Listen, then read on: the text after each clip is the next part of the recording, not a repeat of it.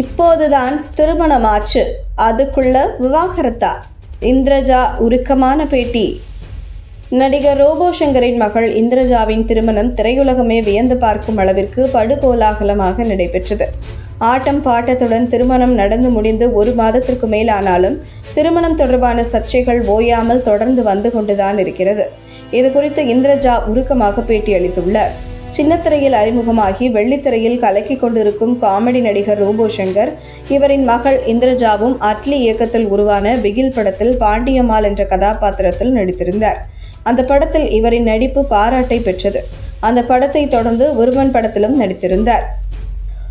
Robot Shankar மனைவி பிரியங்காவின் வளர்ப்பு தம்பியான கார்த்திக்கிற்கும் இந்திரஜாவிற்கும் கடந்த மாதம் திருமணம் நடந்தது. இந்த திருமணத்தை மிக பிரம்மாண்டமாக நடத்தி அனைவரையும் வியக்க வைத்துவிட்டார் ரோபோ சங்கர். ஆட்டம் பாட்டம் கொண்டாட்டத்துடன் இந்த திருமணம் நடைபெற்றது.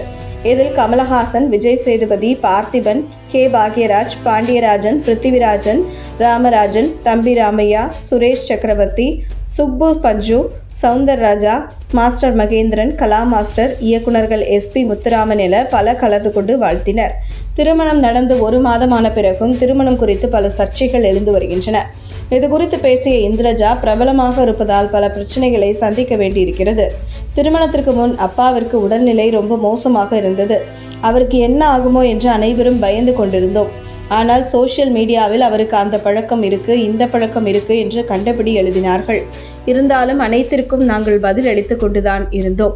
என் திருமண நிச்சயத்தில் அப்பாவிற்கு உதட்டில் முத்தம் கொடுத்தேன். அதையும் விமர்சித்து பேசினார்கள். என் அப்பா, நான் பிறந்ததிலிருந்தே இப்படித்தான் முத்தம் கொடுத்து விளையாடி இருக்கிறேன். வளர்ந்து விட்டால் நான் மகன் இல்லை என்று ஆகிவிடுமா? அதே போல ரிசப்ஷனில் அம்மாவும் என் கணவரும் டான்ஸ் ஆடி கொண்டிருந்த போது கன்னத்தில் முத்தம் கொடுக்கும் போது அம்மா திரும்பியதால் உதட்டில் கொடுத்தது போல் ஆகிவிட்டது. அக்காவுக்கு இப்படி முத்தம் கொடுக்கலாமா என்றும் அநாகரிகமாக கமெண்ட் அடித்து வருகிறார்கள்.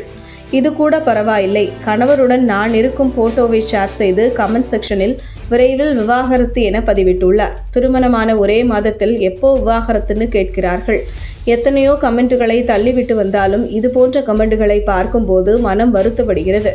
எப்படி உங்களால் கேட்க முடிகிறது? உங்கள் குடும்பத்தில் ஒருவருக்கு இப்படி நடந்தால் எப்படி இருக்கும் என்று நினைத்து பாருங்கள். இதெல்லாம் உங்களை சொல்லி தப்பில்லை. உங்களுடைய அப்பா அம்மா உங்களை அப்படி வளர்த்துள்ளார்கள்.